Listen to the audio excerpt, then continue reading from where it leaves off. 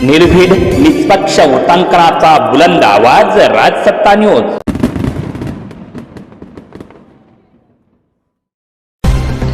नमस्कार, मी सदैव जाधव. आपण पाहत आहात राजसत्ता न्यूज. नात्याला काळीमा फासणारी घटना संगमनेर तालुक्यात घडली. अक्षरशः नात्याला काळीमा फासत एका तरुणीनं भावकीतीनच म्हणजेच चुलत भाऊ बहीण असलेल्या या तरुणीनं विवाह केल्याची माहिती समोर येते. खरं तर विवाह हा केलाय कुठं हे देखील महत्वाचं आहे. परंतु नुकताच पोलीस स्टेशनला पाठवलेल्या पत्रामधून या तरुणीनं आपल्या आईवडिलांकडूनच आम्हाला संरक्षण मिळावं म्हणून या ठिकाणी मागणी केली. अतिशय घाणेरडा हा प्रकार पठार भागातील पिंपळगाव डेपा येथे घडलेला आहे. सांगायचं तात्पर्य आहे की नात्याला हे काळीमा कसा फासला गेलाय.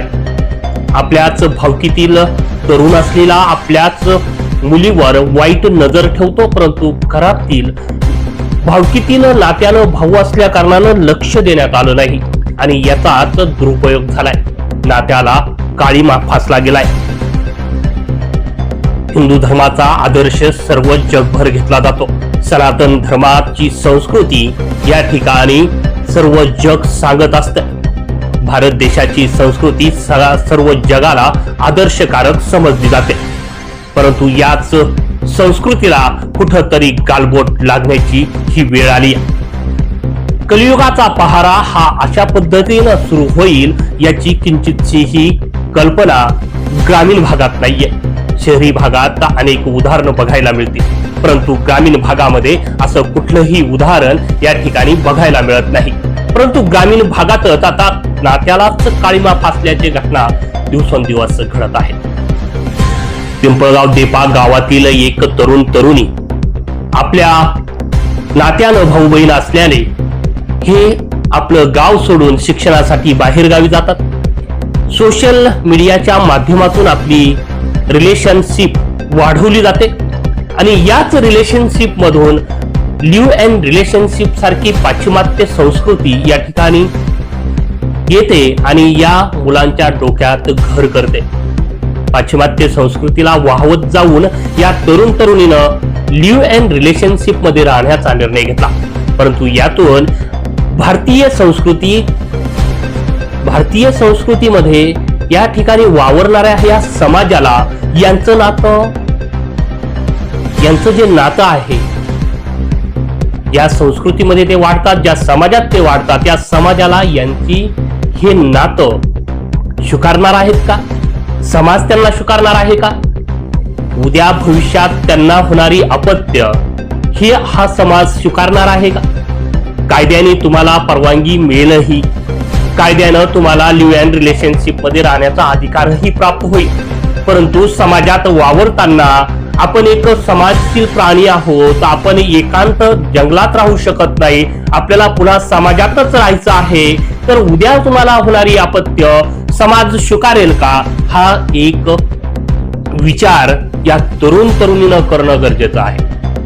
नुकताच या मुलाला, या तरुणीला, या प्रेमी युगलाला आपल्या स्वतःच्या आई वडिलांनी जाऊन समज देण्याचा प्रयत्न केला, समजावण्याचा प्रयत्न केला की हा एक जो प्रकार तुम्ही केलेला आहे, हा प्रकार एक घाणेरडा प्रकार समाजात मानला जातोय. कुठेतरी तुम्ही थांबून घेतलं पाहिजे.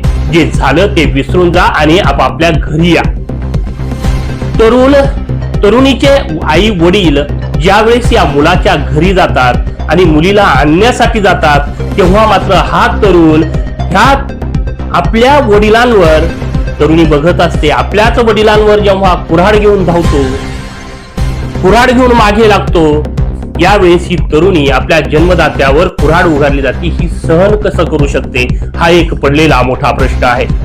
कलियुगात काम वासनेने पेटलेल्या या तरुणीला सांगण्याचं तात्पर्य एवढंच आहे की तुम्हाला जन्म दिलाय, त्या जन्मदात्या माता पित्यांना तुम्ही जिव्हारी लागल असं कृत्य करू नका.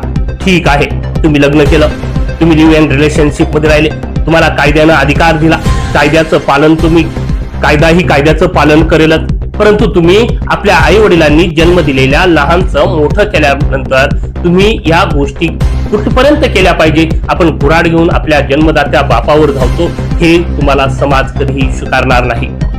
हे कृत्य समाज विघातकच आहे.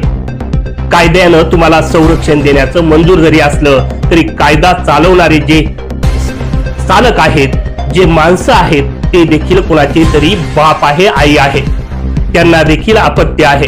आपल्या पाल्यांना सुसंस्कृत करावं, आपल्या पाल्यांना सुशिक्षित करावं, शिक्षित करावं, यासाठी त्यांनी तुम्हाला शिक्षणासाठी बाहेर पाठवलं. त्यासाठी तुम्हाला साधन म्हणून मोबाईल तुमच्याकडे दिला, परंतु तुम्ही त्या मोबाईलचा गैरवापर केला. इन्स्टा, फेसबुक अशा सोशल मीडियाच्या माध्यमातून आपण नको ते चाळे केले.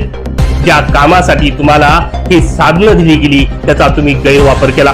सांगण्याचं तात्पर्य एवढंच आहे की केलेलं कृत्य हे नक्कीच कोणत्याही पालकाला योग्य वाटणार नाही. समाजातील कोणत्याही घटकाला सध्या तरी योग्य वाटत नाहीये. संगमनेर तालुक्यातील एक छोट्याशा गावामध्ये, पिंपळगाव देपा या छोट्याशा टुमदार गावासारखं गाव, सुसंस्कृत गाव, या गावाला देखील आज खाली मान घालण्याची वेळ आली आहे. या ठिकाणी या गावात एक रंजलं गांजलेलं हे कुटुंब. या मुलीचे आई वडील शेती करून आपली मुलांना सांभाळत असतात, आपल्या मुलांचं संगोपन करतात. परंतु आपल्याच मोठ्या मुलीला एक दुर्बुद्धी सुचते आणि आपल्याच भावकीतील नात्यानं भाऊ असलेल्या तरुणाच्या नादी ही मुलगी लागते आणि पुढे जाऊन हे आपलं घरदार सोडतात. विशेष म्हणजे तरुणाच्या आई वडिलांनी देखील त्या ठिकाणी अटकाव करणं गरजेचं होतं, परंतु त्यांनी देखील आमचीच सून असा उल्लेख करत त्या मुलीच्या आई वडिलांना अपमानास्पद वागणूक दिली आहे. हे कुठंतरी गैर होतंय. याला कुठंतरी अडकाव येणं गरजेचं आहे. दर्शक हो, खरंच आपण इतकी प्रगती केली आहे का? आपण आता आपली संस्कृतीला देखील गालबोट लावतोय, संस्कारांना देखील तिलांजली देतोय. आपण आपल्या आई वडिलांपासून संरक्षण घेण्याची खरंच काळाची गरज बनली आहे का? तरुण तरुणींना माझा थेट प्रश्न आहे. ज्या जन्म दिलेल्या आई वडिलांनी, त्यांच्याकडून तुम्ही आज पोलिसांकडे संरक्षणाची मागणी करतायत, खरंच आपले आई वडील तुमच्या जीवावर उठलेत का? हा थेट प्रश्न माझा या तरुण आणि तरुणींना आहे. ज्या धर्मात तुम्ही जन्म घेतला त्या धर्माला, त्या धर्माच्या संस्कृतीला जगात विशेष महत्व आहे आणि आज या संस्कृतीला गालबोट लावण्याचं काम या ठिकाणी तुम्ही केलंय. या समाज विघातक कृत्याचं कोणीही समर्थन करणार नाही.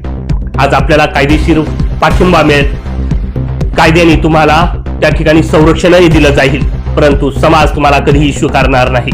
त्यामुळे जागे व्हा तरुणांनो, अशा कृत्यांपासून बाजूला राहा.